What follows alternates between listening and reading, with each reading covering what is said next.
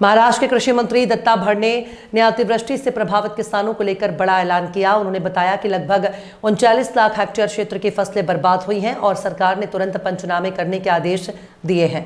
भरणे ने आश्वासन दिया कि जिन किसानों का नुकसान हुआ है उन्हें उचित भरपाई दी जाएगी। साथ ही उन्होंने स्पष्ट किया कि सरकार किसानों के साथ खड़ी है और किसी भी प्रकार का न्याय नहीं होने देगा।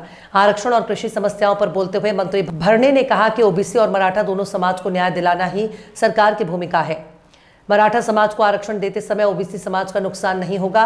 बोगस बीजों और बॉन्ड अली की समस्या पर उन्होंने चेतावनी दी कि दोषियों पर कठोर कार्रवाई होगी। वहीं गडकरी की नीतियों की सराहना करते हुए उन्होंने कहा कि एथेनॉल और कृषि क्षेत्र में उनके दूरदृष्टि वाले निर्णय किसानों के लिए लाभकारी साबित होंगे। अजीत पवार और राजनीतिक चर्चाओं पर भी भरणे ने अपने विचार रखे। उन्होंने कहा कि अजीत पवार किसानों के प्रति संवेदनशील नेता हैं और उन्हें राजनीतिक चश्मे से देखने की जरूरत नहीं है। राजू शेट्टी के आरोपों पर उन्होंने टिप्पणी करने से इनकार किया, लेकिन साफ किया कि पवार हमेशा जनता और अधिकारियों की बात गंभीरता से सुनते हैं। अंत में उन्होंने कहा कि कृषि और खेल विभाग दोनों ही महत्वपूर्ण है और वे किसानों के हित में नई तकनीक अपनाने की दिशा में कदम बढ़ा रहे हैं। नुकसानीची एक्झॅक्ट आकडेवारी किती आहे, पंचनाम्याचं स्टेटस काय आणि शेतकऱ्यांना प्रत्यक्ष मदत कधी मिळणार आहे?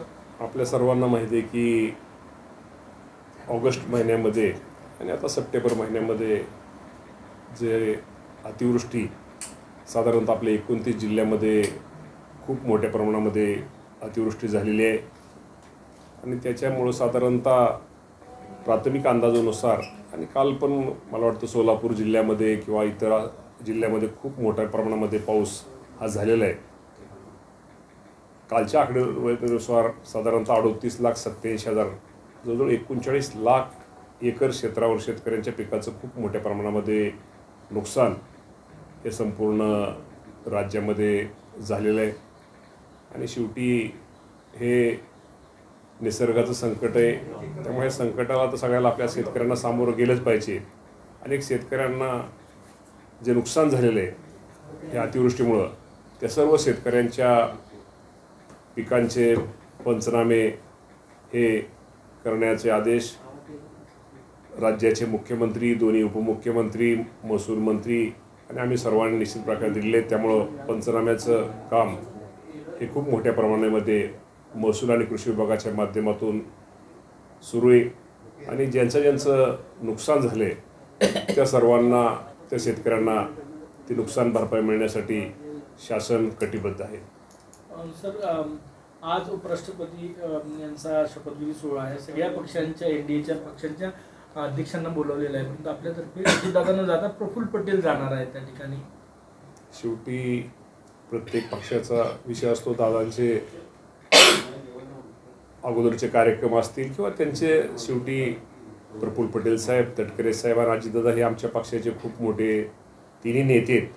तेव्हा तिघांनी विचारविनिमय करून ठरवलं असेल आणि त्यामुळे प्रफुल्ल पटेल साहेब हे शपथविधी सोहळ्यासाठी जाणार आहेत। आरक्षणावर यांनी सांगितलंय की ज्या पद्धतीनं राजकारण सुरू आहे साखरे संदर्भात आणि ऊसा संदर्भात, अजित पवार हे ऊस दर धोरण समितीचे अध्यक्ष आहेत आणि साखर कारखाना त्यांचा आहे, त्यामुळे या सगळ्या याच्यामध्ये ते अध्यक्ष का झाले असे त्यांचं म्हणणं आहे। असं म्हणणं चुकीचं। शेवटी ते राज्याचे उपमुख्यमंत्री आहेत आणि साखर धंद्याच्या संदर्भामध्ये किंवा जे साखर कारखाने असतील किंवा चेअरमन असतील किंवा शेतकरी असतील, दादा पहिल्यांदा शेतकरी आहेत, तर निश्चित प्रकारे दादांच्या माध्यमातून उलटा चांगल्या प्रकारचा न्याय माझ्या राज्यातील शेतकऱ्यांना एक बाजारभाव मिळण्यासाठी त्यांना अध्यक्षपद निश्चित प्रकारे होईल।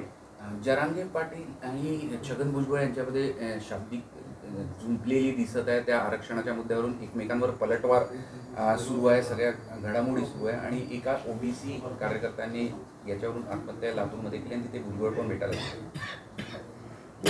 वाद तर तुम्हा सगळ्यांना माहिती आहे की 100% ओबीसी आणि मराठा समाजाच्या आरक्षणासंदर्भात आपल्याला माहिती आहे की आरक्षण झालं। सरकारची भूमिका एकच आहे की मराठा समाजावरती पण अन्याय झाला नाही पाहिजे, ओबीसी समाजावरती पण अन्याय झाला नाही पाहिजे आणि यातनं निश्चित प्रकारे राज्याचे मुख्यमंत्री देवेंद्र फडणवीस साहेब, एकनाथजी शिंदे साहेब, अजितदादा पवार साहेब योग्य तो मार्ग काढतील।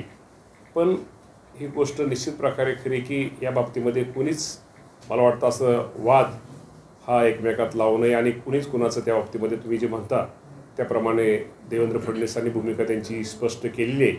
त्यामुळं ओबीसी आणि मराठा समाज या दोघांना न्याय देण्याची भूमिका राज्य सरकारची आहे. हैदराबाद गॅझेटच्या विरोधात 3 याचिका हायकोर्टामध्ये दाखल झालेल्या आहे. काय वाटतं एकूणच राज्य सरकार ची जी भूमिका आहे की ओबीसीचं नुकसान होणार नाही? मी राज्य सरकारची भूमिका पहिल्यांदाच आपल्याला स्पष्ट केली की या बाबतीमध्ये मराठा समाजाला आरक्षण देताना ओबीसी समाजाचं आरक्षण नुकसान होणार नाही ही भूमिका राज्यांच्या प्रमुखाच्या असल्यामुळं या बाबतीमध्ये सर्वांनी निश्चित राहावं. बोंडअळीचं जर पाहिलं आपण यावेळेस बोंडअळीचा प्रकोप मोठ्या प्रमाणात येण्याची शक्यता आहे. कारण की पाऊस ज्या पद्धतीने झाला आहे 10 वर्षापूर्वी जवळपास 60% प्रोडक्शन हे देशभरातलं वाया गेलं होतं बोंडअळीमुळे.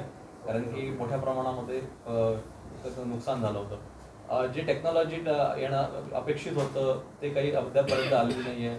BT2 जे आहे ते राज्यातल्या शेतकऱ्यांचा खास करून तुम्ही सुद्धा एक ऊस उत्पादक शेतकरी आहात. इथेनॉलच्या गेले 35-40 वर्ष लागले इथेनॉल 20 पर्यंत पोहोचायला.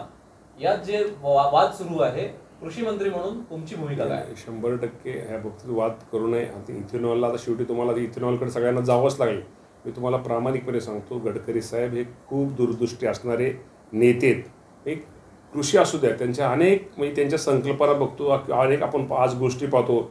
रोडच्या बाबतीमध्ये काय गोष्टी पाहतो, पुलांच्या बाबतीमध्ये काय गोष्टी पाहतो. खरंच तो माणूस एक दूरदृष्टी असणारा माणूस आहे. माझं म्हणणं आहे माझी त्या टीकाकारांना मला त्यांना विनंती करायची की गडकरी साहेबांचं काम हे खूप मोठं आहे आणि इथेनॉलच्या बाबतीमध्ये त्यांनी जे धोरण आखलेलं आहे मी गडकरी साहेबांच्या धोरणाच्या बरोबर. सर आज रामटेकमध्ये कृषी प्रदर्शन शेतकऱ्यांच्या कामाचा हंगाम आहे. भर पावसाळ्यात असं कृषी प्रदर्शन होतं का? नाही खरं तर तुम्हाला सगळ्यांना माहिती आहे की ही तारीख आपल्याला सगळ्यांना ते आपण आज जे कार्यक्रम आहे आपला तर ते मला वाटतं परमपूज्य गुरुदेव श्री श्री रविशंकरजी यांनी आपल्याला खरंच आजची वेळ दिलेली आहे आणि त्यांच्या वेळेनुसार खरंच आपले आशिष जयस्वाल साहेब एक कामाचा माणूस एक जेमिनो असणारा माणूस त्यांनी तो वेळ त्यांनी तारीख दिलेली आहे. त्यांच्या वेळेनुसार हा कार्यक्रम आपण घेतो. शेतकऱ्यांचा वेळ महत्त्वाचा वाटत नाही का तुम्हाला? श्री श्री रविशंकर यांचा वेळ महत्त्वाचा वाटत नाही? ते शेतकऱ्यांसाठीच येत आहेत. तिथं सामंजस्य करार जो शेतकरी शेतामध्ये जो पीक घेणार आहे त्यालाही कुठंतरी चांगल्या प्रकारची बाजारपेठ किंवा हक्काचं त्याला काहीतरी राहणार आहे. त्यामुळे हा कार्यक्रम घेतोय. म्हणजे माझं तर म्हणणं उलटा हा शेतकऱ्यांसाठीच कार्यक्रम आहे. त्यामुळे उलट तर शेतकरी म्हणून आपण सर्वांनी त्याचं स्वागत केलं पाहिजे. ठीक आहे सर. मला जायचं मी परत येणार नाही का? किती वाजता? परत संध्याकाळी डायरेक्ट एअरपोर्टला. ठीक आहे थँक्यू सर. बरं चला बरं झालं.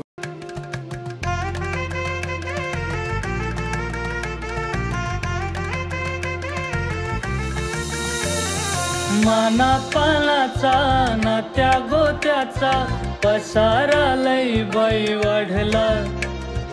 रुसवा नको ग बाई कुणाचा मोठ्यानी उतारा काढला. लगीन घाई सुचून देई खरेदीने पणा काढला. खरेदीला वर्षीधीने उत्साह नवा आणला. बांधला बसका बांधला बांधला बसका बांधला बांधला बसका बांधला बांधला बसका बांधला.